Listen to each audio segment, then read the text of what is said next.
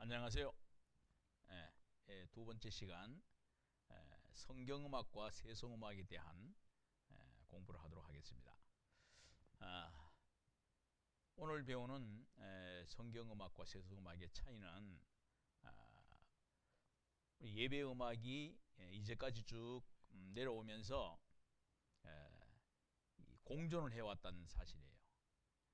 그런데 오늘날 우리 현대 예배에 있어서의 그 음악도 이런 이 성경적인 음악과 세속적인 음악이 공존하면서 사탄의 역사들이 문화를 통해서 침투해온 그런 흔적들을 이제 볼 수가 있습니다. 그래서 오늘은 성경음악과 세속음악에 대해서 한번 공부를 해보도록 하겠습니다. 교회 음악의 그 형태를 보면 일단 예배에 가장 필요한 음악, 성악과 기악과 그리고 연주 형태들이 이제 예배용 음악 그리고 또 교회의 음악으로 사용되었던 것을 볼 수 있습니다. 예배용 음악에 대한 부분들을 살펴보면 우리 예배 음악에 있어서 가장 중요한 것은 핵심은 찬양입니다. 예배에 있어서 찬양 그 자체가 경배고 제사이고 또 신앙심의 표현입니다. 예배에 있어서의 1차적인 기능은 회중을 예배 행위로 이끌어가는 것이다. 이 과정에서 성령님의 도움이 이제 필요하다는 것입니다.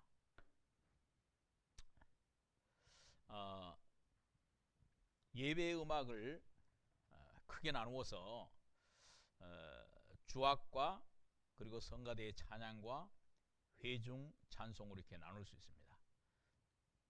예배용 음악에서 주악이라 하면 성악 아닌 성악 부분과 주악 부분, 악기 연주 부분 이렇게 두 부분으로 나눌 수 있는데 연주하는 악기로 연주하는 이 주악 형태가 있고 그 다음에 우리는 목소리를 통해서 예배 음악을 하는 이 찬양과 찬송이 있습니다. 이제 주악으로는 여러 형태의 이제 음악들이 흐를 것이고, 그 다음에 이제 하나님께 특별히 구별된 성가대가 찬양하는 것을 가지고 우리 이제 보통 안됨이라고 얘기를 하고, 또 회중 찬송은 힘이라고 얘기를 합니다. 그래서 오늘 이 주악과 안됨과 힘으로 나누어서 이 얘기를 하도록 하겠습니다. 자, 첫 번째로 주악 연주. 주악 연주는 우리 그 중세 시대 때 예배 음악을 보면 이 가톨릭 중심으로 음악 형태가 이루어졌다고 그랬습니다. 그 가톨릭 예배에 있어서 중요한 것이 미사인데 그 가운데 예배를 이끌어가는 주도적인 그 음악의 형태들 그런 것들이 이제 전통적으로 내려오는 어떤 캐톨릭 형식으로 내려오다가 이것을 이제 우리 개신교에 맞춰서 개신교에 맞게 이런 연주를 연주 형태로 이제 바뀐 것으로 볼 수 있습니다. 자, 주악이라고 하면은 악기를 가지고 여기서 예배 음악은 전통적인 예배의 음악을 얘기하는 것입니다. 그래서 특히 오르간과 피아노 혹은 이제 관현악기, 요즘에는 관현악으로 많이 이제 대신을 하는데 제일 처음에는 피아노가 나오기 전에 오르간이 먼저 사용됐기 때문에 예배 음악은 악기 연주로서는 오르간이 가장 예배 음악의 중요한 악기로 사용되어져 왔습니다. 이 오르간은 여러분들 알다시피 이제 그 떨림 판을 떨게 해서 소리를 내게 하는 그런 이제 음악인데 전통적으로 쭉 내려오는 음악들을 보면은 이 오르간의 그 형태가 많이 이제 변형이 되어 왔어요. 변형이 되어 왔고, 옛날에는 약간 이제 우스운 소리도 있었지만은 이 오르간을 연주를 할 때 이렇게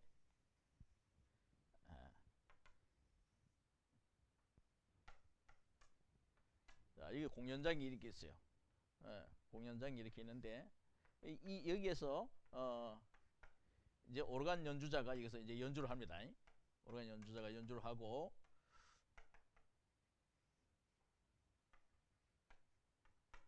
여기서 연주를 한 사람이 열심히 이렇게 오르간을 연주를 합니다.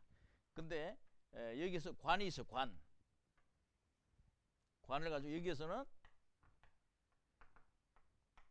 펌프질을 이렇게 펌프질을 하면 이 공기가 전달이 되죠. 전달이 이렇게 되어서 이게 오르간에다가 이제 연결이 됩니다. 공기가 전달되면서 자, 이 공기가 들어오게 되면은 이 리드를 이제 흔들게 되죠. 자, 리드는 이렇게 생겼어요. 자, 이 리드를 바람을 통해서 불면 이 리드가 다 떨리게 되죠. 이렇게 떨어요. 떨면서 소리가 나게 됩니다.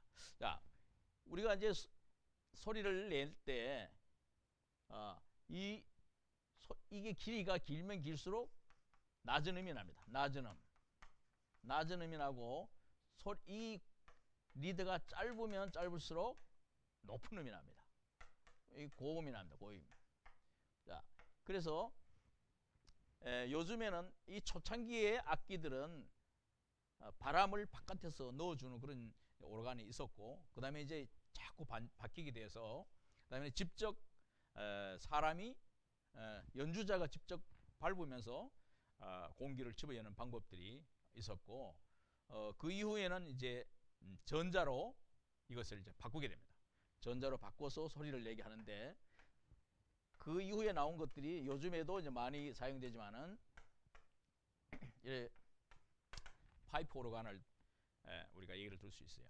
그래서 이 관을 세워서 그 관 속에 음을 내는 그 음향 효과를 통해서 이제 큰 소리가 나게 하는 거예요. 그래서 이 오르간 음악이 모든 예배의 음악에 중요한 그 악기, 연주용 악기였습니다. 그 지금 이제 서양 일부 국가의 교회에서는 전통적인 예배 음악으로서 연주자가, 그러니까 오르간 연주자죠. 오르간 연주자가 바로 지휘자예요. 그래서 지휘자가 따로 있지 않고 오르간 연주자가 바로 예배를 리드하는 음악 목사입니다. 음악 목사. 그래서 음악 목사가 직접 연주를 하고 지휘자의 역할을 다 하는 거예요. 그래서 우리가 피아노를 보면, 피아노는 줄을 때리는 악기입니다. 줄. 자, 이 현이 있는데 이 현을 이 망치가 이렇게 망치가 와서 때리는 거예요. 때려서 소리가 나는 것이 피아노의 그 연주 방법이에요. 그럼 오늘날 우리가 예배용 악기로 피아노가 적당한가, 오르간이 적당한가를 얘기를 많이 하는데, 예전부터 전통적인 교회 방식으로 내려오면서 가장 사람의 목소리와 닮은 악기가 바로 오르간입니다. 그래서 오르간이 예배용 악기로 가장 많이 사용되었고, 지금은 피아노가 많이 사용되고 있지만 사실 예배용의 악기로는 적합하지 않다. 예배용 악기로는 오르간이 아주 적합한 그런 악기입니다. 그래서 이제 오르간 악기가 너무 비싸니까 요즘에는 키보드를 연결해서 크게 소리 나게 하면 키보드를 통해서도 충분히 오르간의 효과를 상당수 낼 수 있기 때문에 이제는 한국 교회들도 정말로 엄숙하고 사람의 목소리와 가장 닮은 오르간으로 소리를 낼 수 있는 그런 예배용 악기면 좋겠다. 근데 이제 피아노로 치는 경우에는 피아노는 이 때리는 거예요. 그래서 피아노를 현악기인가 타악기인가 아니면은 이 이렇게 그 관악기인가 이런 여러 가지 그 악기, 관악기와 현악기와 타악기 세 종류로 나눌 때 저기 피아노에 보면 현이 있기 때문에 현악기라고 얘기하는 사람도 있는데 이것은 잘못된 거죠. 이건 때리기 때문에 타악기예요. 그러니까 피아노는 타악기의 역할을 하기 때문에 예배용으로서는 적합한 악기가 아니다. 이렇게 얘기들 하고 있습니다. 그래서 오늘 예배용 음악으로 오르간을 사용할 것이 중요하다. 이렇게 말씀을 드리면서 자, 전주곡 우리가 예배 그 형태로 이렇게 예배 드리기 직전에 우리가 마음을 이렇게 가다듬고 예배를 준비하는 그 시간에 연주되는 곡이 바로 프렐류드, 전주곡입니다. 전주곡은 보통 10분에서 20분 사이 연주하는 곡이면 좋습니다. 그 중에서 요즘에 많이 연주하는 곡이 이제 바하의 프렐류드를 많이 연주하고 또 이제 각 교회별로 또 다르게 뭐 찬송가를 연주하는 그런 교회도 있지만은 어쨌든 예배 전에 예배를 준비하고 또 엄숙한 마음으로 하나님께 마음을 모으는 시간에 드리는 것이 바로 이제 프렐류드, 전주곡, 전주곡을 쭉 해나가는 것이 아주 중요한. 그래서 프렐류드라는 이제 이 곡도 전문적으로 나와 있습니다. 그래서 이제 이 바하의 프렐류드가 아주 유명한 여러 가지 곡들이 많이 연주가 되어 있고 오늘날 오르간 전공자들은 당연히 이 바하의 프렐류드를 굉장히 많이 연주를 하고 있습니다. 자, 그 다음에 간주곡이 있어요. 이 간주곡은 이전에는 이 성가와 성가 사이에 연주되는 오르간 곡입니다. 그러니까 여기도 오르간을 얘기를 하고 있는데 예배 음악이 아주 중요한 연주 악기가 바로 오르간입니다. 예배가 진행되는 도중에 적당한 필요에 따라서 음악을 연주하는 거예요. 우리가 요즘에 그 교회에서 본다면 헌금 시간에 연주하는 그런 곡이나 아니면은 뭐 이렇게 성경 낭독할 때 하는 것이나 또는 성찬 예배 때 성찬식 때 이렇게 중간중간에 연주하는 이런 곡들이 바로 간주곡이 됩니다. 이 간주곡도 역시 교회 예배 음악에서 예배 도중에 드리는 그런 음악에서 중요한 거라고 볼 수 있습니다. 그 다음에 이제 우리가 이제 후주. 자, 이 후주는 예배가 다 끝나고 이제 퇴장할 때 성도들이 이제 예배를 마치고 돌아갈 때 드리는 찬송. 일반적으로 우리가 이 그 축도송, 응답송 이렇게 얘기를 하죠. 그 축도송이라고 얘기를 하는데 이때는 굉장히 그 힘찬 아주 힘찬 찬송을 드리는 것이 이제 필요하고 오르간에서도 상당히 경쾌하고 빠르고 웅장한 그런 음악의 연주가 필요하다고 봅니다. 자, 그 다음에 이제 성가대의 찬양. 이것은 이제 안됨이라고 하는데 하나님께 드리는 찬송이에요. 성가대가 구별되게 하나님께 드리는 찬송이기 때문에 이 부분을 우리가 아주 중요하게 생각해야 됩니다. 우리가 우리 현재 교회에서 많이 사용하고 있는 방법입니다. 임예송, 예배 들어감이죠. 예배에 들어가면서 임례송을 이제 하게 되는데 여기에서는 중요하게 이 짧은 음악으로 연주를 해서 예배를 도입하는 거죠. 그래서 가사의 내용도 성삼위 하나님을 찬양하는 그런 내용으로 들어져야 됩니다. 그래서 하나님께 예배의 문을 여는 그런 임례송. 그 다음에 기도송.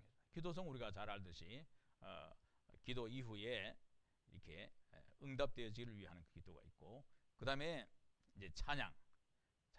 자, 이것은 이제 엔덤이죠. 이 엔덤인데 이 찬양은 찬양대가 하나님께 드리는 그런 찬송인데 그 받는 대상이 반드시 하나님이어야 된다는 거예요. 그래서 우리가 하나님께 드리는 찬송인데 정말로 연습도 많이 해야 되고 정성스럽게 준비해야 되죠.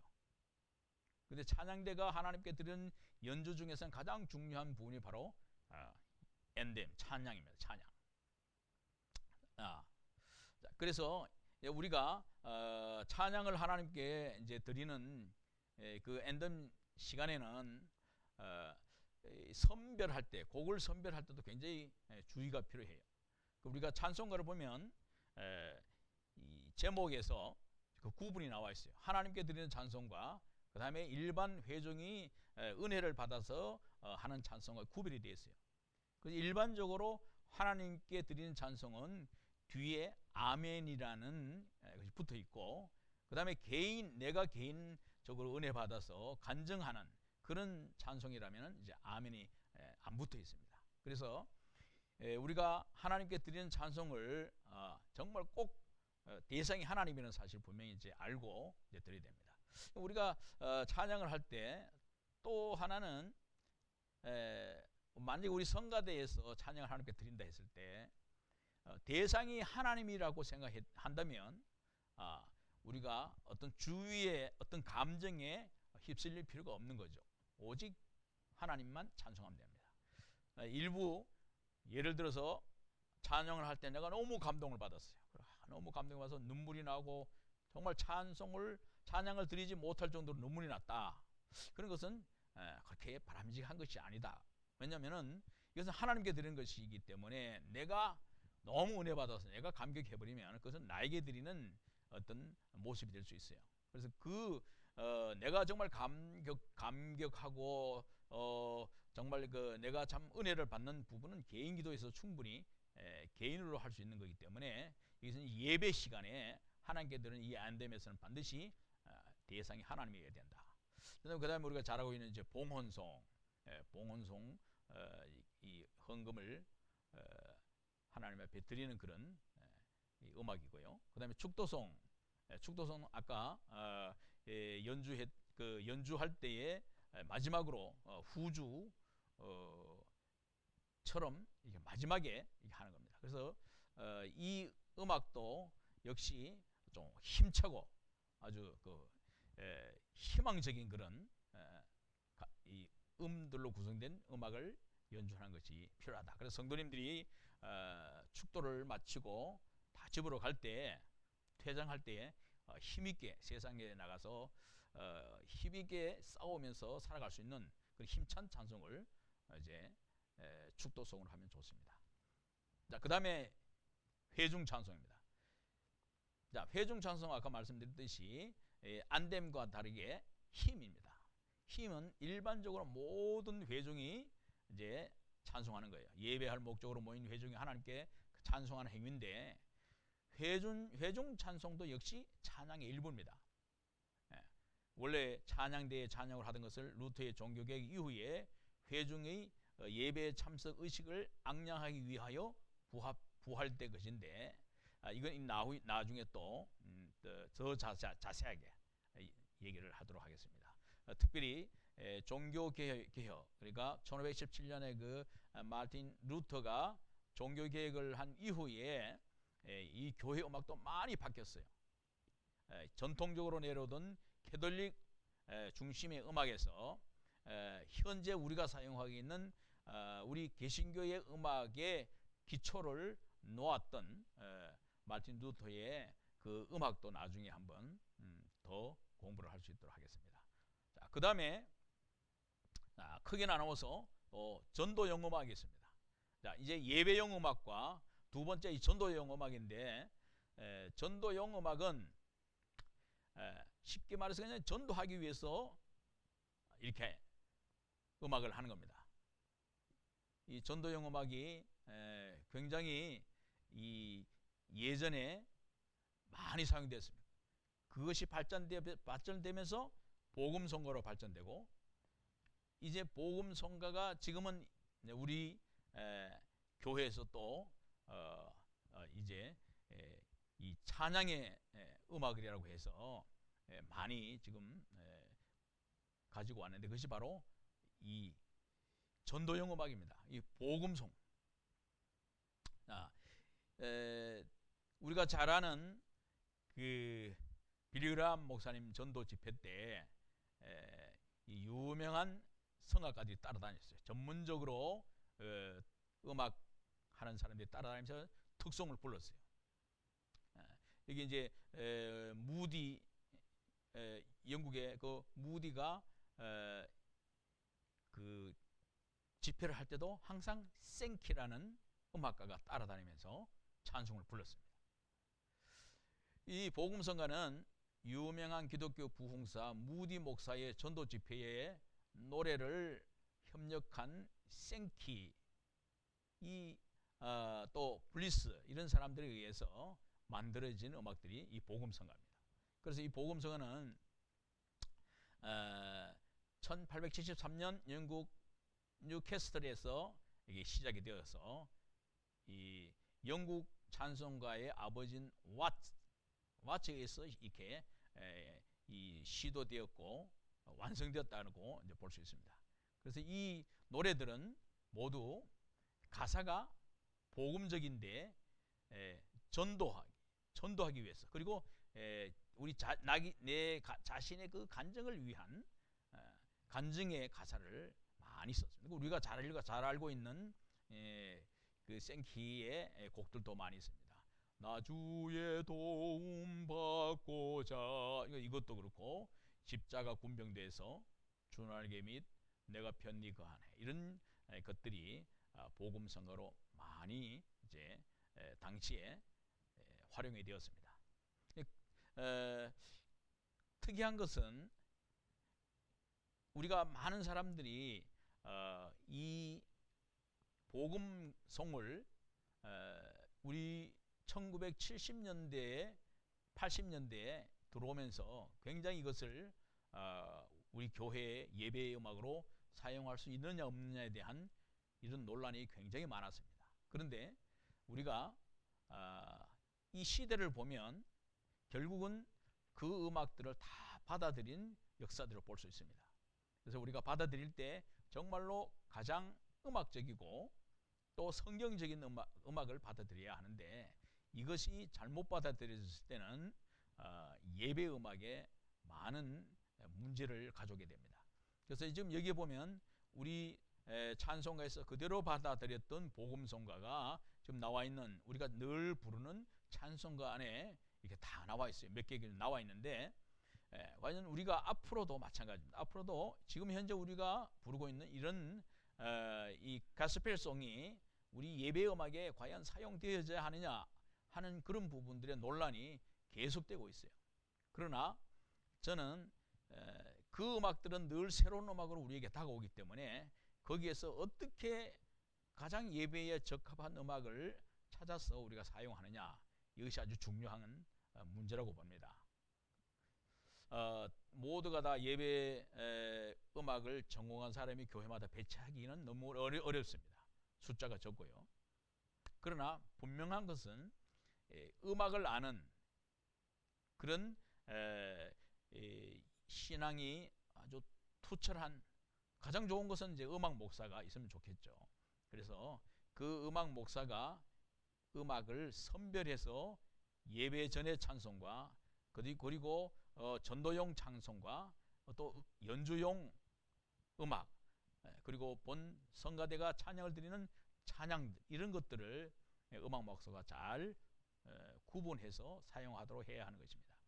여기에 보면 우리가 이 복음성가를 잘못 불러서 많은 문제들이 일으킬 수도 있어요.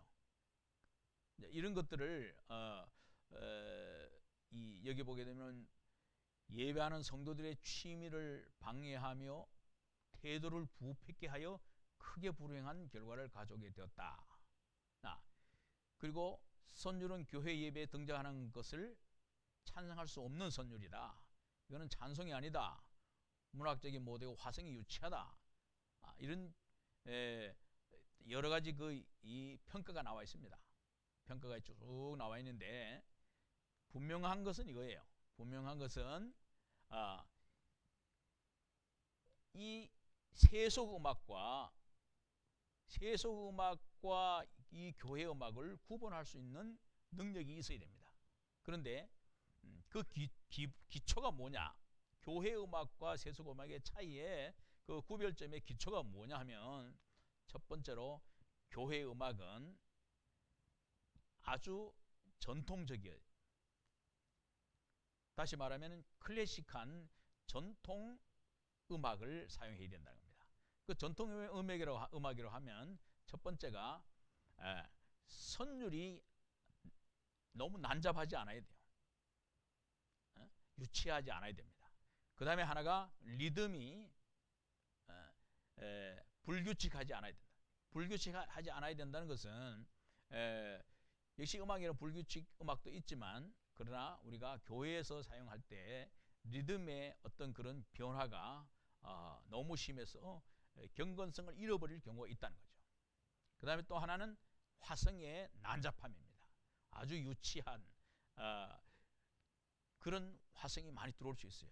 그러나 전통음악에서는 이 선율이 정말 그 아름다움과 그 음악적인 전통성을 가지고 있어야 되고, 그 다음에 리듬이 굉장히 그 규칙적이고 이 정규적이어야 되고, 그리고 화성이 아주 전통 화성법을 사용한 화성의 이동이 필요하다고 봅니다.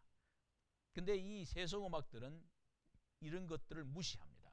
왜냐하면은 이 세 가지 선율과 가락과 화음이 흐트러지는 그런 음악들이 많이 나올 수 있어요. 그래서 이제 이런 부분들을 우리가 구분해서 사용할 필요가 있다. 이것을 말씀을 드립니다.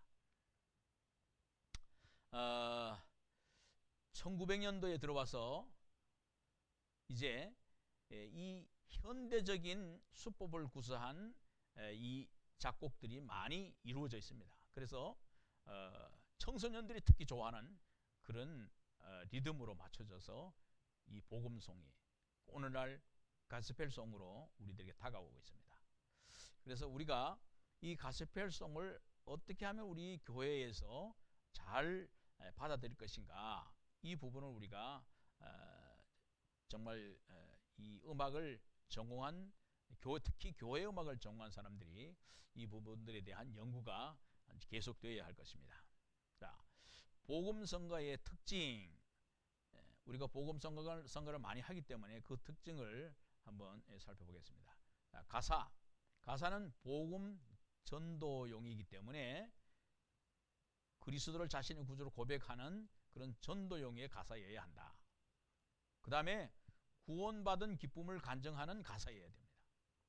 그리고 자신이 받은 그 구원만으로 만족하는 것이 아니라 신앙을 갖지 않은 다른 사람들에게 이 예수 그리스도를 구세주로 받아들일 수 있도록 설득하는 전도 의욕에 불타있는 노래가 되어야 한다. 그 다음에 천국의 행복을 앙망하는 노래가 되어야 된다.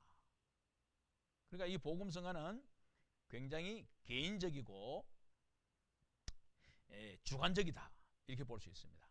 그래서 우리 교회 음악의 예배의 안담으로 사용하기는 적합하지 않는 부분들이 많이 있습니다. 그러나 우리가 전도용으로 또 우리 개인적인 그런 간증과 개인적인 신앙에서는 역시 전도음악, 이 복음성도 굉장히 필요한 것이다, 이렇게 생각합니다. 자, 그 다음에 음악적인 면에서 복음성가는 결코 예배용이 못 된다.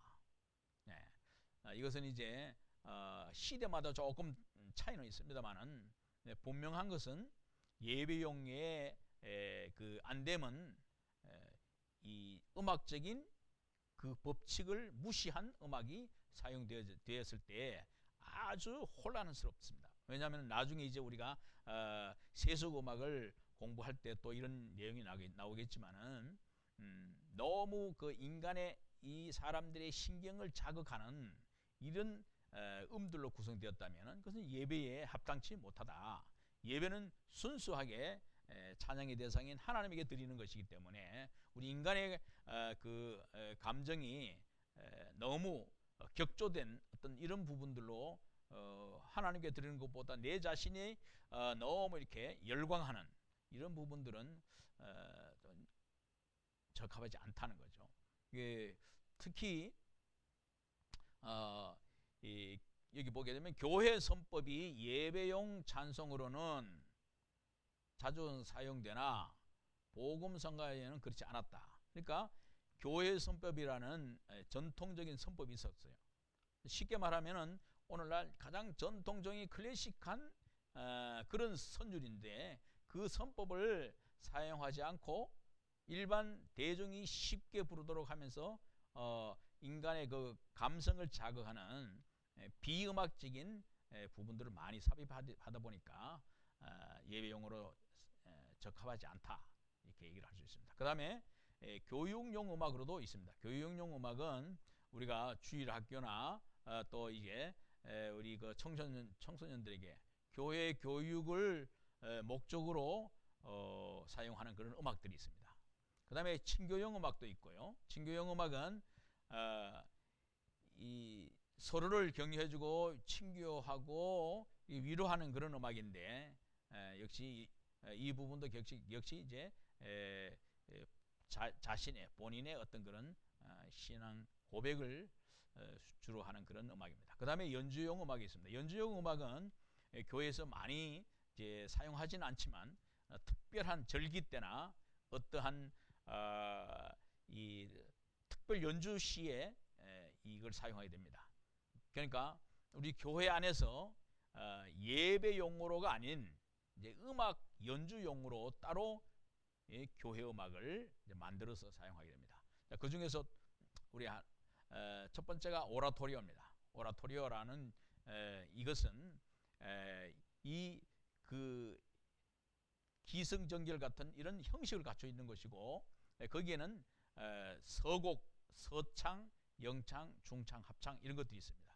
그러니까 모든 것이 성악으로 이루어지는 거예요. 모든 음악이 성악으로 이루어지는 것이 오라토리오인데 오늘날 교회에서 이 오라토리오를 많이 연주합니다. 특별히 우리가 이 핸델의 메시아, 그 다음에 하이든의 천지찬조, 그 다음에 멘델스존의 엘리야, 여기서 3대 오라토리오인데 저는 이 세 개의 그 연주곡을 다 연주를 해봤는데 이 곡들은 모두 극의 내용이 있습니다.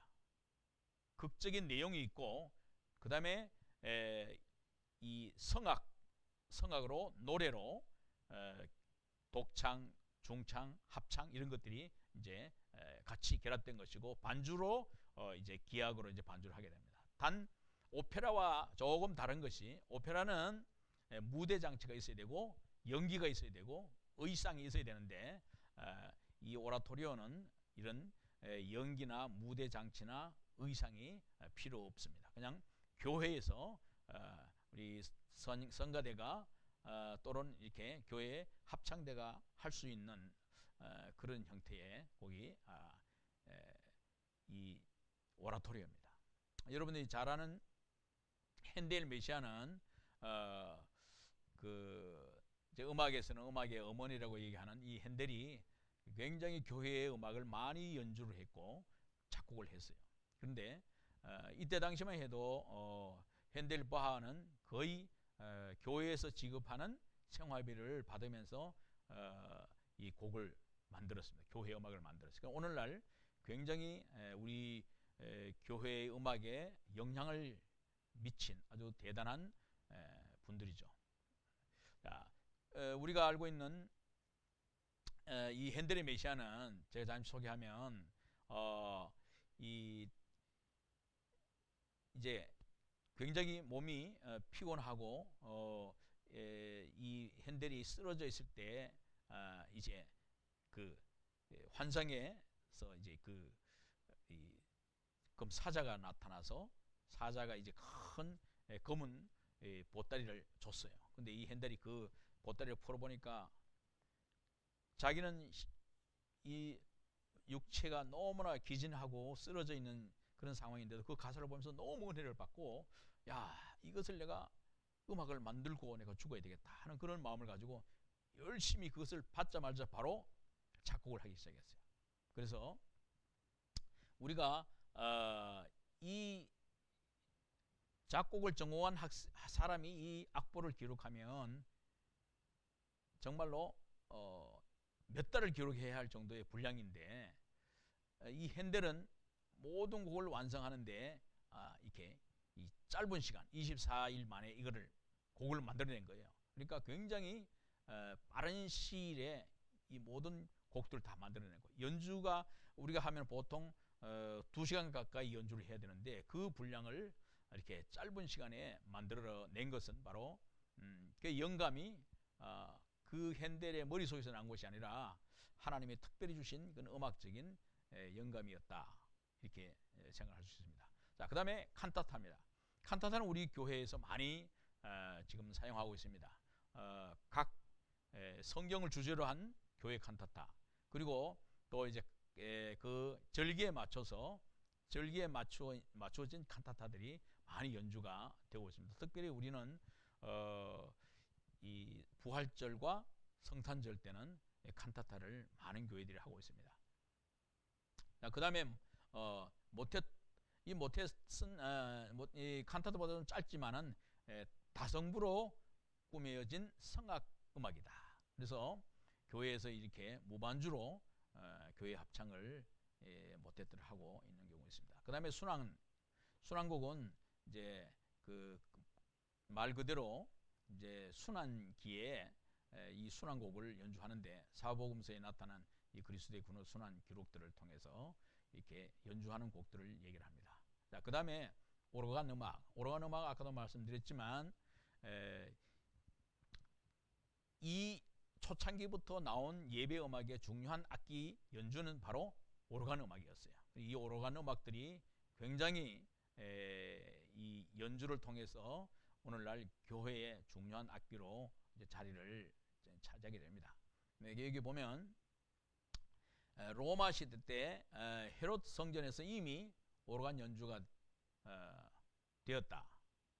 오르간 연주가 이미 시작되었다, 이렇게 얘기를 하고 있고요. 추정을 하고 있고, 그 다음에 오늘과 같은 건반 악기로서의 그 기능적인 사용이 르네상스 이후에 이제 추진이 되는데, 교회에서 사용된 것은 1300년대로 이렇게 추정을 하고 있고, 이 오르간의 음색이 아주 그 장엄하기 때문에, 그리고 사람의 음색과 많이 닮았기 때문에 정말 우리 교회에서는 이 합창의 음악을 만들어내는 데는 아주 오르간이 아주 크게 영향을 차지했다고 볼 수 있습니다. 자, 여기에 이탈리아 베니스 그 마르코 성당의 그 올간이 가장 오래된 악기로 현재 남아있는 것 중에 1370년대에 제작된 것이 제일 오래된 것으로 남아있고요. 그 다음에 이 음색이 사람 목소리와 가장 비슷한 악기이기 때문에 주로 코랄 합창에서 사용되었다. 코랄은 아까 얘기를 했죠. 이 코랄. 그 다음에 전주곡 등을 연주하는 데 많이 사용되었고요.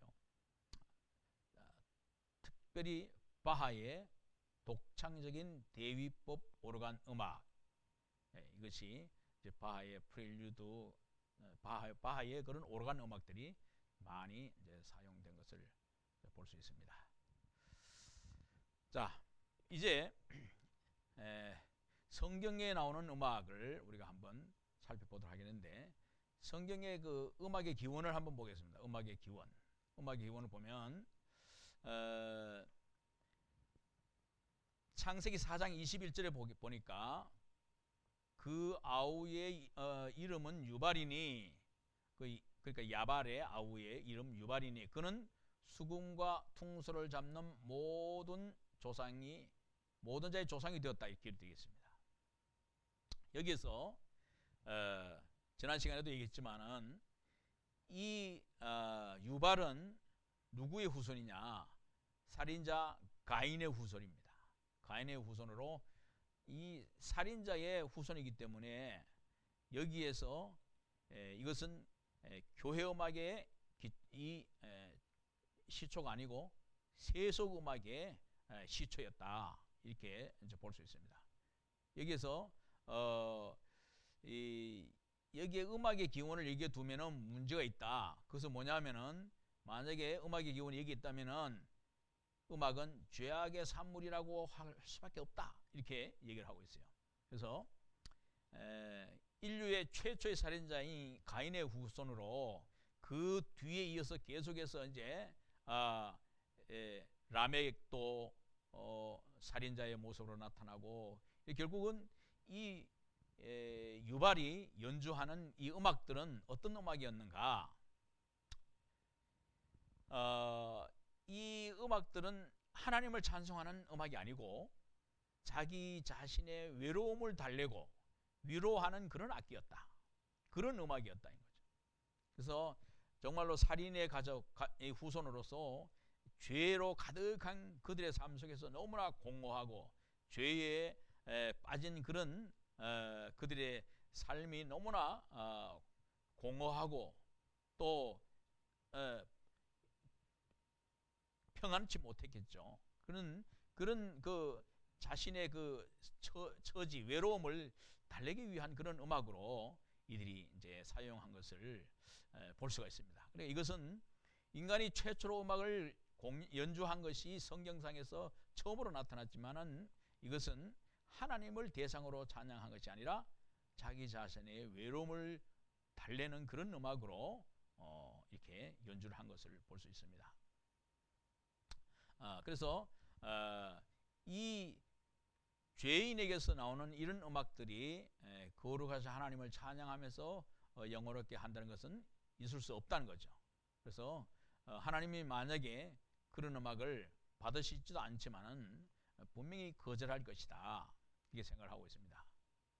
그래서 이 음악의 기원은 죄악의 산물인 유발에게서 나온 것이 아니고 분명히 하나님의 음악은 이것과는 관계가 없다는 거죠. 그래서 이 4장 21절에 나오는 이 유발의 이 음악은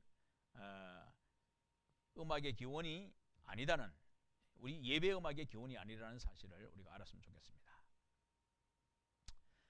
에스겔 1장 24절에서 25절을 보면은 하나님께서 땅의 기초를 세우시기 이전에, 온 인류가 창조되기 이전에 인간이 아닌 어떤 영적인 존재를 당신의 필요에 의해서 창조했어요. 자, 그것이 뭐냐면은 하나님의 필요에 의해서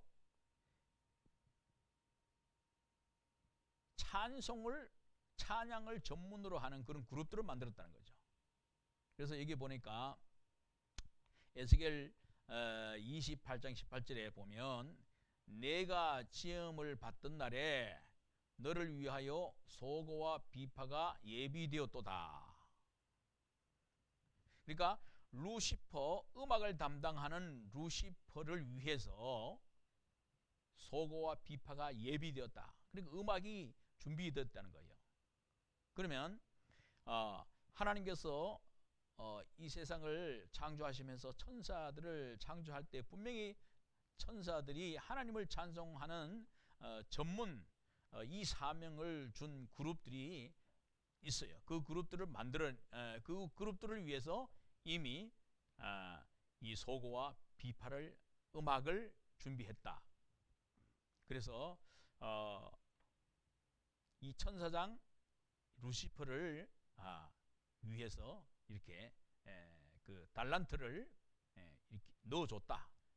천사장 루시퍼에게 음악적인 달란트를 넣어주셨다. 그래서 늘 하나님을 찬송하도록 이렇게 만드는 거예요. 하나님은 찬송을 받으시기 너무 좋아하시고 하나님 자신이 찬송이에요. 찬양을 받으셔야 하는 분인데 우리가 이 천사들에게 이러한 음악적인 특수 기능을 넣어준 것, 이것이 참 특이할 만한 이 사건입니다.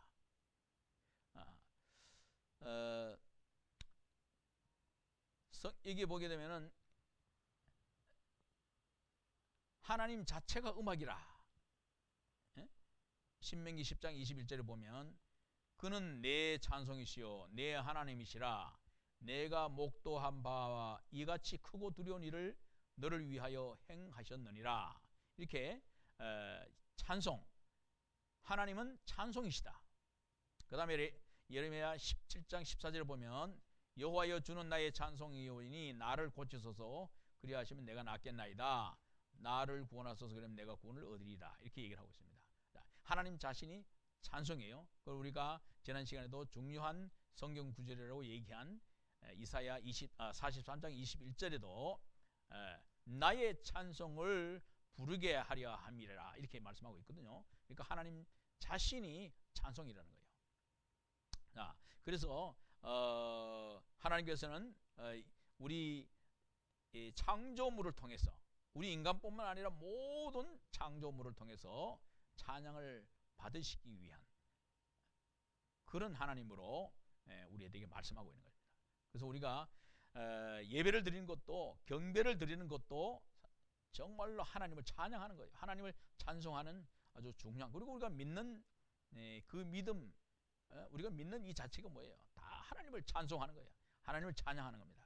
하나님은 찬송이기 때문에 하나님을 찬송해요. 그래서 우리가 예배에 있어서 목사로서 예배를 집례하지만 모든 예배의 중심이 근본이 바로 하나님을 찬송하는 것이기 때문에 예배 전체가 다 찬양이 중심이 되어야 한다는 것이 아주 중요한 것입니다. 그래서 우리 하나님께서 우리 인간들에게 주어진 그 음악의 창조 목적이 뭐예요? 그것은 바로 하나님께 영광을 돌리는 것이고, 그리고 하나님의 뜻을 피조 세계에 전하라는 겁니다. 그러니까 하나님께 영광, 그리고 선교의 사명이 우리들에게 있는 거죠. 그러면은 이제 이 천사를 여기서 말하는 이거 루시퍼에게 이 하나님을 찬양하는 특수한 달란트를 넣어서 찬양토록 했는데 이 천사가 이제 타락을 하게 됩니다. 그래서 이 타락한 천사들의 그 모습을 한번 보겠어요. 자, 다시 말해서 이 천사들이 왜 하나님을 찬송하는 일을 하면서 이렇게 타락을 했을까? 그것은 바로 가장 근본이 바로 교만입니다. 나도 하나님처럼 찬송을 받고 싶다. 이 교만이 가득 차 있어요. 이 교만이 죄의 가장 시초예요. 죄는 곧 교만이에요. 교만이 곧 죄인데, 자, 여기에 보니까 천사들의 신분을 통해서 그들이 어떤 일을 해야 되느냐? 중요한 임무는 하나님을 찬송해야 돼요. 계시록 5장, 4장, 5장에 보면 하나님을 찬양하는 것. 두 번째가 하나님의 뜻을 실행하는 것. 그리고 세 번째가 하나님의 말씀을 전하고, 네 번째 하나님의 일을 수행하고, 그리고 천사들이 이렇게 특수하고 중요한 임무를 맡은 아주 높은 지위를 가지고 하나님의 보좌의 그 장엄성을 항상 음악으로 표현하라고 한 겁니다. 다시 말해서 하나님을 기쁘시게 해야 되죠. 자, 그런데 이 루시퍼가 늘 이런 것들을 부러워했어요. 하나님이 너무 찬송을 받으시니까 너무 부러워하고, 그래서 이제 에스겔 28장 11절에서 19절을 보게 되면은 이 천사장 루시퍼가 하나님만 받는 그 영광과 존귀와 찬양에 탐심이 생겨서 자기가 그 영광을 가로채는 거예요. 하나님의 보좌를 차지하고 싶은 욕심, 교만이 생기게 된 겁니다. 그래서 하나님과 같이 되어야 되겠다, 이런 교만이 그의 이 루시퍼 마음에 이제 든 거예요. 그래서 자기를 따르는 많은 무리들과 함께 자기가 하나님께 드리는 찬송이 아닌 자기 자신에게 찬송을 드릴 수 있도록 이렇게 이제 하는 행위들이 지금 나타난 거예요. 28장에 보니까 루시퍼는 굉장히 아름다웠어요. 지혜롭고 너무 아름다웠어요. 왜? 음악적인 달란트를 줬으니까 얼마나 아름다웠겠어요. 지혜롭고. 그 다음에 둘째로 그는 하나님께서 지으신 모든 것 중에 가장 지혜로웠고, 그리고 천사 세계를 다 관리했다 그랬어요. 그러니까 굉장히 많은 달란트를 루시퍼에게 줬습니다. 그런데 그는 결국 이 교만 때문에 타락을 하게 됐어요.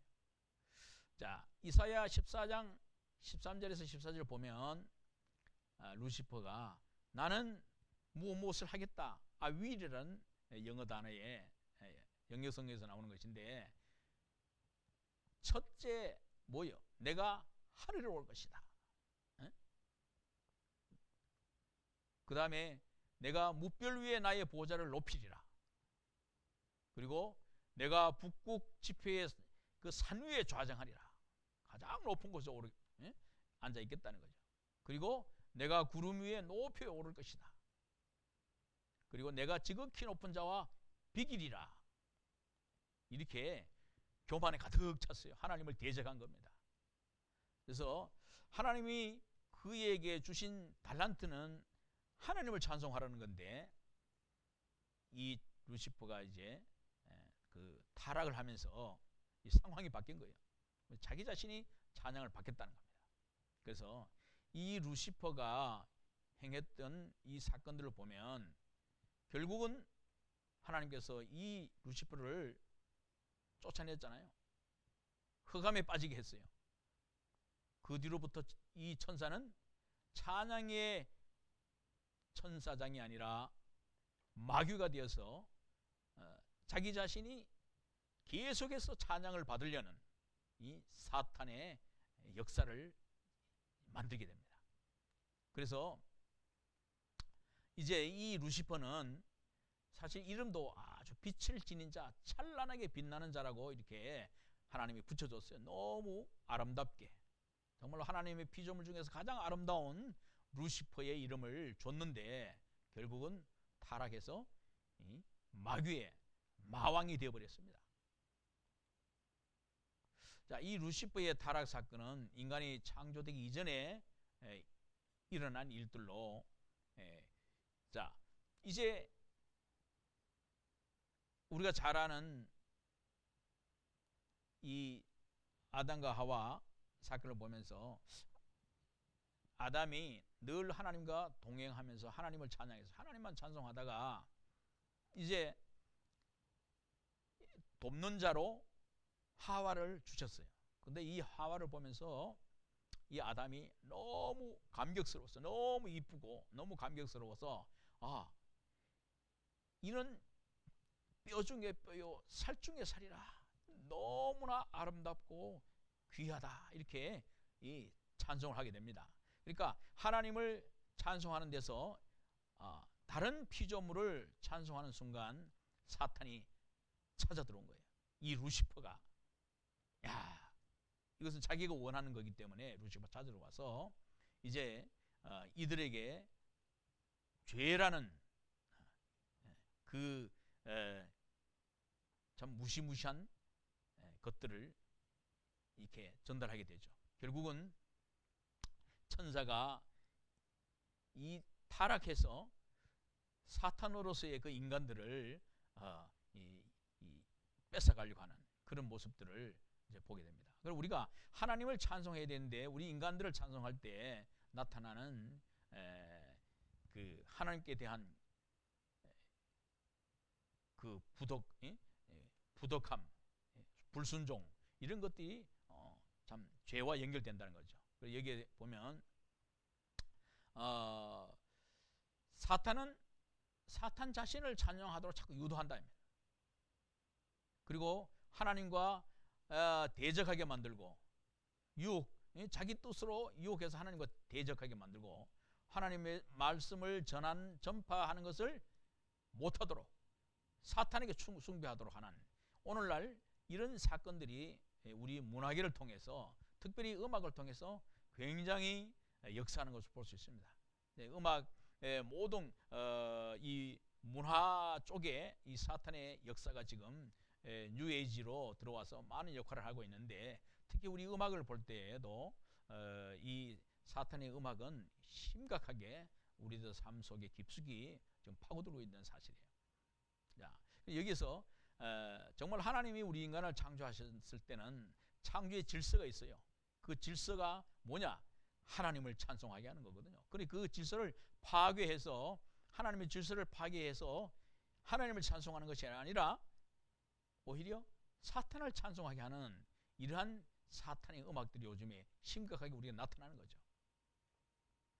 자, 사탄은 어떤 그 형식으로 오늘날 우리에게 나타나는가? 에? 거꾸로 생각하는, 거꾸로. 그리고 거꾸로 읽어라, 거꾸로 말하라. 다시 말해서 정상, 비정상으로 가라는 거죠. 자, 그래서 여기에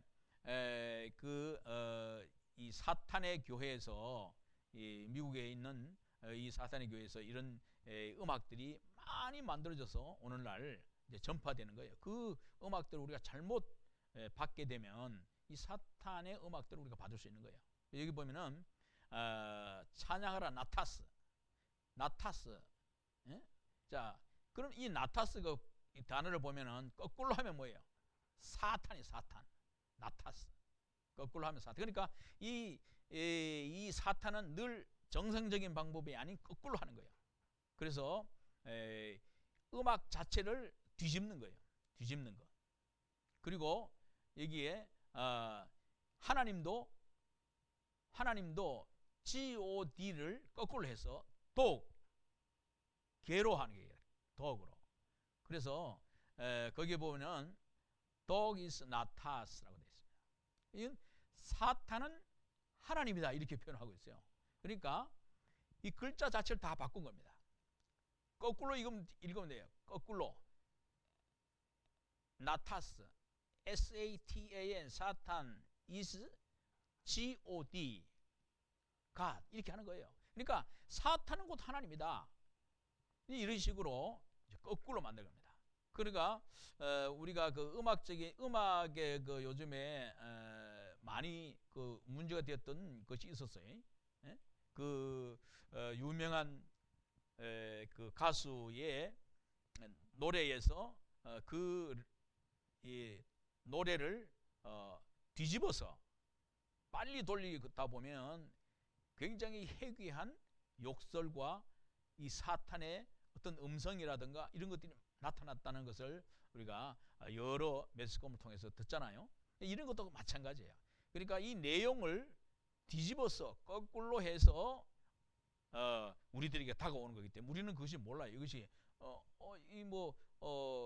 다기스 나타스, 이게 무슨 나타스가 뭔지도 모르는 상황이죠. 그러니까 이 사탄의 음악들은 우리들에게 상당히 전혀 알 수 없는 방향으로 온다는 거예요.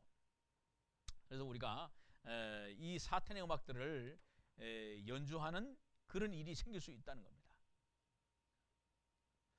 자, 그러면은 자, 그 음악의 전문가로 창조된 천사가 하나님을 대적하여 사탄이 되고부터는 그의 음악이 변질하여 음악의 기본 질서를 파괴했다. 기본 질서를 파괴한 거예요. 그래서 우리 교회 음악은 원래 어떤 것이었어요? 교회 음악은 장엄하고 웅장하고 거룩한 거룩성을 굉장히 강조했던 그런 음악이었는데 이제 뒤집어졌어요. 어떻게? 거꾸로 된 거죠. 난잡하고 더럽고 음란스럽고 교활한 이런 음악으로 바뀌게 되는 겁니다. 그러니까 오늘날 우리는 이러한 음악들을 분별을 하기가 참 힘든 시대에 살고 있어요. 그래서 음악적인 그 리듬이 우리들에게 들어올 때는 정말 이것이 예배 음악에 합당한 그런 음악인가, 이거를 분별할 수 있는 그런 힘이 굉장히 필요한데 우리들은 참 그런 어려운 부분들이 있죠. 예를 들어서 교회 음악을 전공하고 예배 음악을 많이 연구하고 예배 음악의 선율을 많이 연구하고 작곡한 그런 음악가가 있다면 그나마 쉽게 발견할 수 있을 거예요. 그러나 그렇지 않다면 묻어놓고 그냥 우리 마음에 그냥 와닿고 내 마음이 기쁘고 이런 음악들이 우리에게 막 들어오잖아요. 그러니까 근본적으로 우리가 하나님을 찬송하는 건지 아니면 인간을 찬송하는 건지 이것을 첫째로 잘 구분하면 됩니다. 그 구분을 할 필요가 있고, 그 다음에 음악적으로 이것을 또 아까 얘기한 그런 이 난잡성과 경건성을 잘 구분해서 이렇게 할 필요가 있습니다. 자, 제가 어느 교회에 가서 이제 찬송을 한번 들어봤어요. 근데 미국에서 금방 유학을 마치고 온 청년이 이 찬송을 연주를 하는 거예요. 무슨 찬송을 할까 이렇게 보니까 기타를 들고 나와서 연주를 해요. 특별 찬송으로, 특별 찬송 시간에 연주를 하는데 그의 연주의 기법은 참 훌륭했습니다. 대단한 기타 실력에 그또 목소리도 좋았고, 근데 그가 찬송하는데 몸을 비틀기 시작해. 몸을 비틀면서 정말 자기 목소리가 아닌 이상한 목소리를, 괴성을 지르면서 이 노래를 하는 거예요. 그 가사는 하나님이라는 가사를 쓰고 있을지 몰라도 그 깊은 내용이 들어가면 결국은 내 자신을 찬양하는, 내 자신을, 그리고 자기의 기타 실력과 자기의 목소리, 자기 어떤 외모 이런 것들을 나타내려고 하는 그런 이 근본이 깔려 있다는 거죠. 그러면 그가 몸을 비틀면서 정말 이상한 괴성을 지르면서 노래하는 것이, 그것이 과연 하나님을 찬송하는 찬송인가, 아니면은 자기 자신을 드러내고 자기 자신을 그냥 자랑하려고 하는 그런 음악인가? 그게 만약에 자기 자신을 자랑하려고 했던 음악이라면 그것은 사탄의 음악이라고 볼 수 있죠. 네? 루시퍼가 기다리고 있는 음악이었어요. 그러나 하나님을 진정한 찬양하는 하나님의 음악이었다면 정말로 경건되고 하나님만 찬양하는, 가사 내용뿐만 아니라 음악적인 모든 음악의 요소가 다 하나님을 찬송하는 그런 내용이어야 가능하다는 거죠. 그래야 하나님께서 받으신다는 겁니다. 그래서 오늘날 우리가 이런 것들을 잘 구별할 이제 필요가 있습니다. 자, 그러면은 이스라엘 백성들이 바벨론으로 잡혀갔을 때에 그들은 늘 고국을 이제 그리워했잖아요. 그래서 이 시온의 노래를 그들이 불렀어요. 시온의 노래를 불렀어요. 그런데 그들이 그 요구에 응하지 않았어요. 왜냐하면은 노래 부를 그런 기운도 없었고 그런 마음도 없었지만은 그들의 노래는 하나님께만 드리는 신성한 노래이기 때문에 인간에게 할 수 없다는 거였어요. 자, 그들의 그 신앙심에는 오직 찬송은 하나님께만 드리는 것이라 이렇게 생각을 했거든요. 그런 신앙으로 살았는데 그들이 외로워하는 모습, 외로워하는 노래 이런 것들을 부르라고 했을 때 그 바벨론으로 뽑려갔을 때 이걸 안 한 거예요. 하지 않았다. 자, 그러면 이제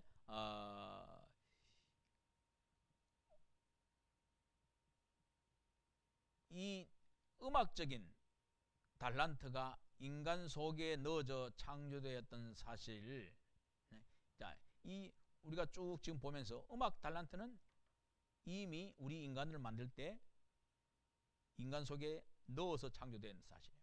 아까도 말씀드렸지만은 자, 음악적인 요소, 이 요소들 중에 정말로 하나님이 기뻐하시는 그 음악은 무슨 음악이었나? 그건 바로 하나님을 찬송하는 음악인데 거기에 음악적인 요소가 우리 인간들에게 지어져 들어와 있어 이제 창조됐다는 거죠. 그 다음에 이 인간 세계의 음악도 타락된 인간의 노래와 하나님의 신성한 노래가 있다. 이 성경의 음악과 하나님의 음악과 타락된 세속의 음이 있다는 거죠. 음악이 있어요. 그 다음에 하나님의 백성이라 할지라도 하나님께 범죄한 자의 노래와 하나님의 노래가 아닌 세속 음악이 결합됐을 때에 인간이 아무리 야단을 쳐도 하나님께서는 길을 막으신다는 사실이에요. 자, 최상의 노래는 무엇이죠? 거룩하신 하나님을 거룩한 백성이 거룩하게 불러야 하는 것입니다. 오늘날 잃어버린 우리의 찬송. 자, 우리가 잘 아는 그 뉴에이지 음악이 있습니다. 뉴에이지 음악. 자, 지금은 모든 문화계에 뉴에이지 문화가 판을 치고 있어요. 그런 세상 속에 살고 있습니다. 그런데 그것이 뉴에이지 음악인지 뉴에이지 미술인지 뉴에이지 문학인지 모르고 그 문화를 다 받아들이는 이런 세대에 살고 있어요. 근데 우리가 아주 조심해야 되는 부분인데, 자, 요즘에 이 사탄의 음악들이 우리들에게 엄청나게 많이 파고 들어와 있습니다. 그래서 이 사탄의 음악은, 이 뉴에이지 음악은 굉장히 우리들에게 이 모든 그 영혼을 다 망가뜨리는 그런, 다시 말해서 사탄의 이 루시퍼의 그 사탄의 음악들이 우리의 모든 것들을 사로잡아서 하나님을 찬송하는 길을 자꾸 막게 하고 있다는 거예요. 자, 뉴에이지 음악은 1960년대에 많이 나타났어요. 나타나고 특별히 이 철학 쪽에서도 이런 동양 철학들이 뉴에이지 많이 사용되었습니다. 특히 힌두교, 불교 같은 이런 음악들이 오늘날 많은, 특히 이제 인도의 이런 음악들이 오늘날 이 현대 음악이라는 이름으로 많이 우리들 속에 깊이 들어와 있어요. 근데 그 음악들을 우리가 참 모를 수가 있습니다. 이 뉴에이지 음악, 뉴에이지라는 이 음악에 대해서는 좀 우리가 알아볼 필요가 있습니다. 그래서 뉴에이지 음악은 힌두교의 명상, 불교의 유네스를 동양 종교에 이제 뿌리를 두고 있는 거죠. 뉴에이지 음악의 그 바탕이. 자, 이 음악은 자기를 비워가는 거예요. 자기를 비우고 마지막에는 하나님의 존재를 부정하는 거예요. 즉 인간도 신이 될 수 있다. 인간도 신이 될 수 있다는 거예요. 이것이 바로 사탄이 노리는 겁니다.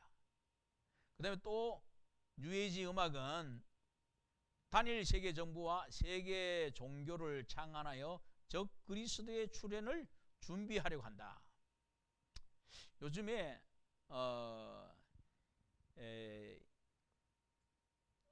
이 단일 정부,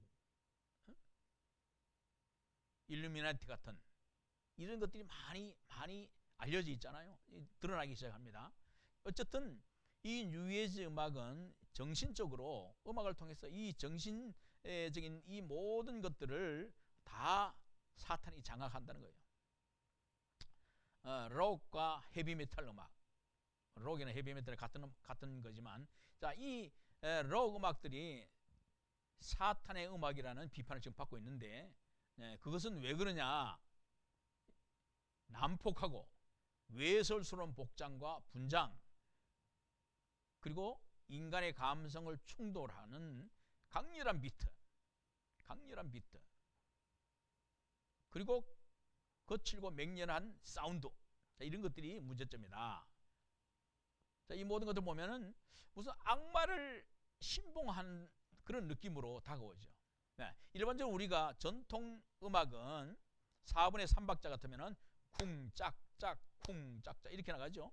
그런데 이 록과 헤비메탈, 이 사탄의 음악이라고 얘기하는 이런 것들은 반대로 갑니다. 거꾸로.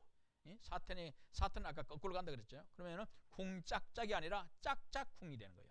그럼 우리가 쿵짝짝 쿵, 이것이 전통 음악이라면 거꾸로 가요. 짝쿵 짝쿵 쿵 이렇게 하는 거예요.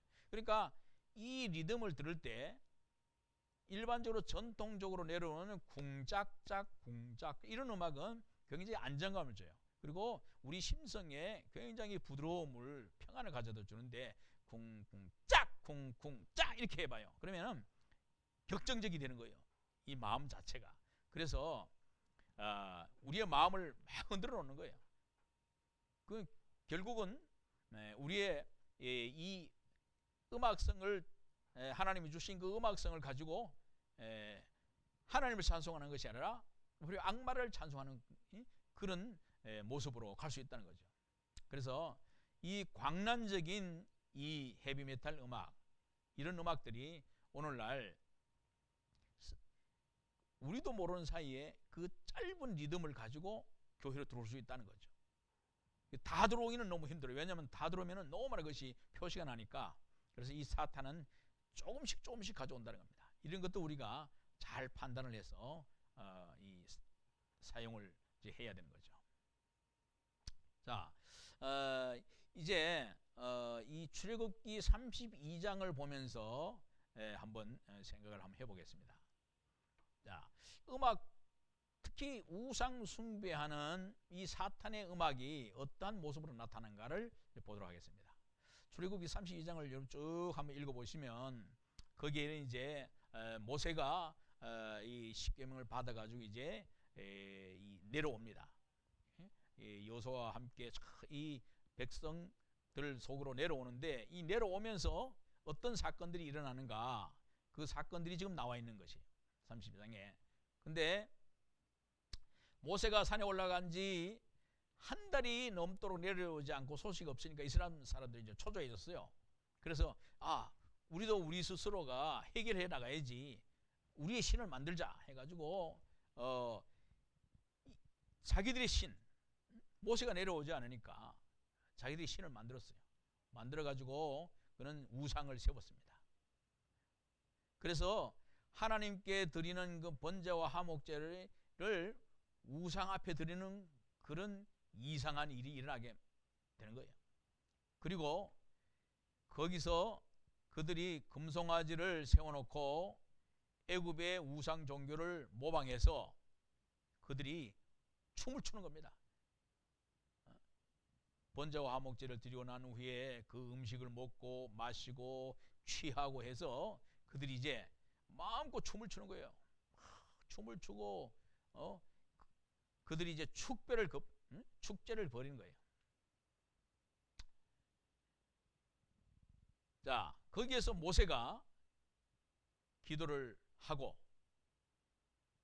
이제 산에서 내려옵니다.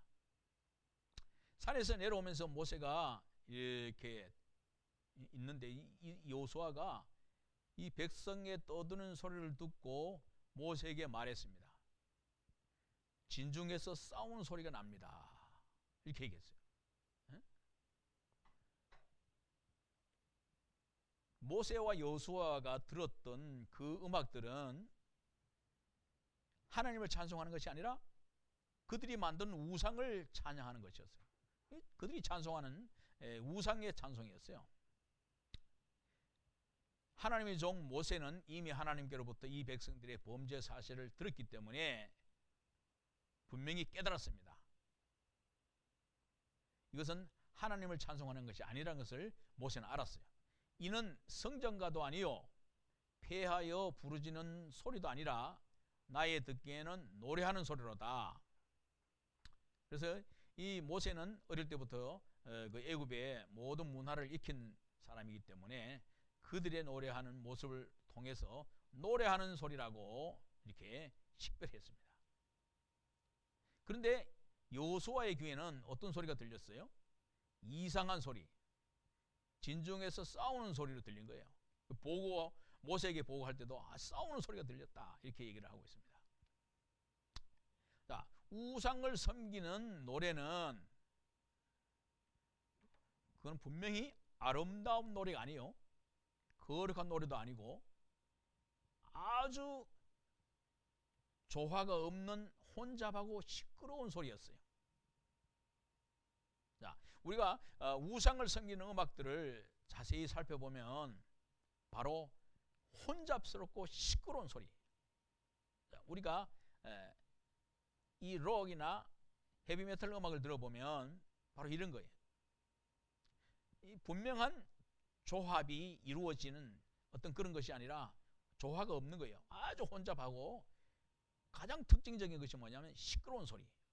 이런 것들이 곧 사탄의 음악이다. 자, 거의 점점 가까이 내려가서 보니까 출애굽기 32장 25절에 그들의 모습은 원수들에게 조롱거리가 될 만큼 방자하게 춤을 추는 참남한 모습이라 그랬어요.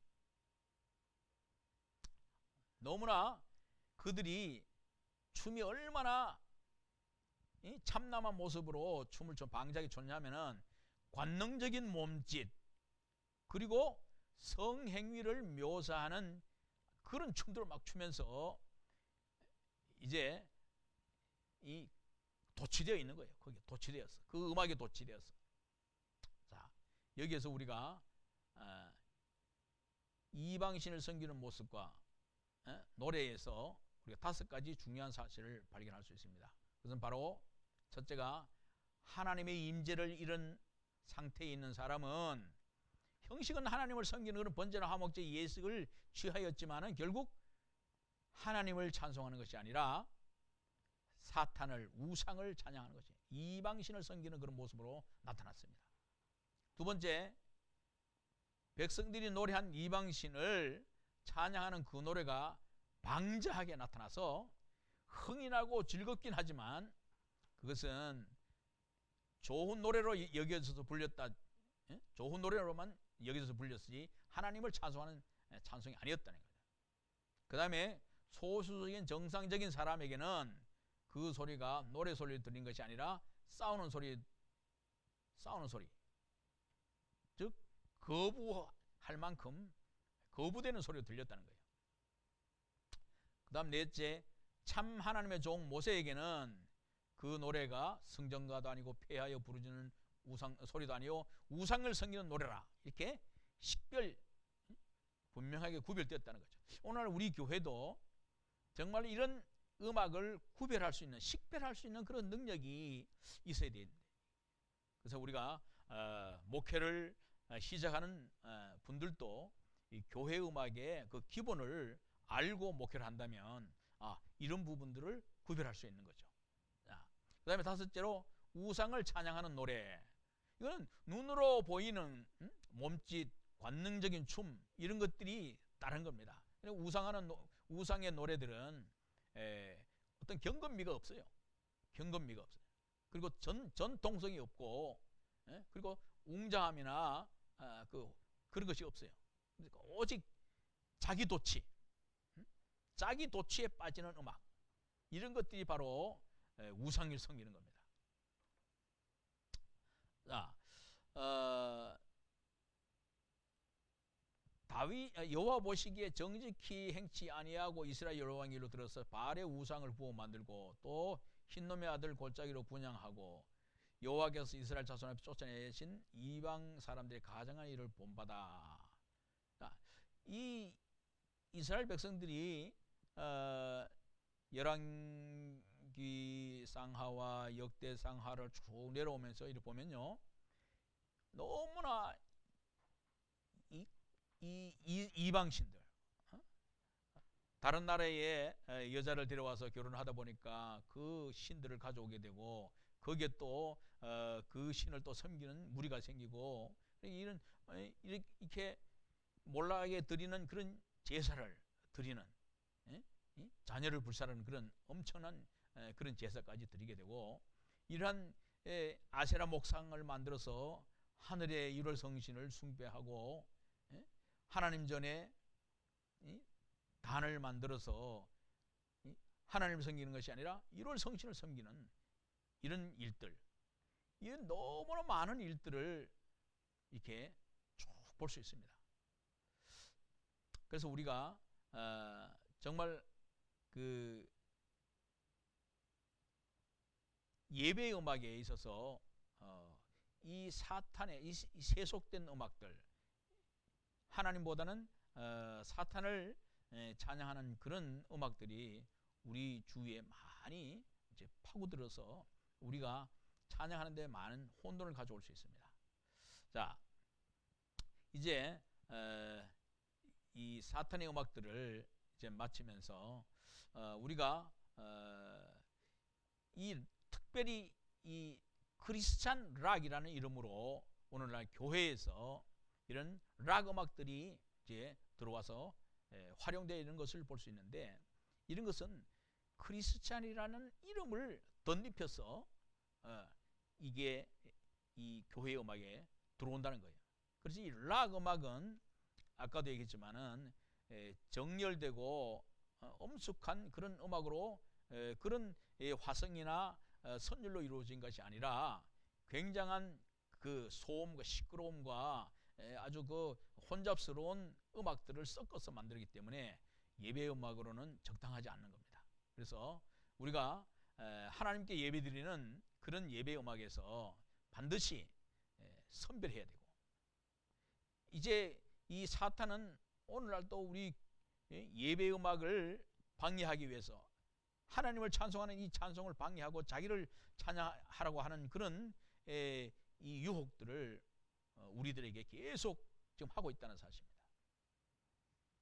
음악은 사탄에게 있어서 최고의 무기라고 얘기를 하고 있는데, 하나님이 이 루시퍼 천사장에게 주어진 가장 큰 무기가 뭐냐면은 음악이었잖아요. 그러니까 이 사탄이 이 세상에서 자기가 가지고 있는 가장 큰 무기가 음악입니다. 그래서 오늘날 이 세계의 많은 하나님의 백성들에게 가장 이 사탄은 음악이라는 무기를 통해서 근접하고 있는 사실입니다. 그래서 오늘 이 말씀을 마치면서 우리가 분명하게 알아야 할 것은 예배 음악과 세속 음악의 차이를 성경에서 우리가 찾아볼 수 있었고, 우리가 이것을 실제적인 교회 예배 음악에서의 그 사용을 분명하게 잘 가려서 정말 하나님이 기뻐하시는 찬송을 드리다. 하나님이 우리 인간을 창조하신 그 목적이 바로 하나님의 찬송을 하나님께 부르라는 것이기 때문에 하나님의 그 명령을, 그리고 우리 인간이 살아가는 그 목적이 바로 하나님을 찬송하는 음악이기 때문에 우리의 목적을 하나님을 찬송하는 그런 삶으로 정진해야 되고 모든 것을 바쳐야 할 것입니다. 감사합니다.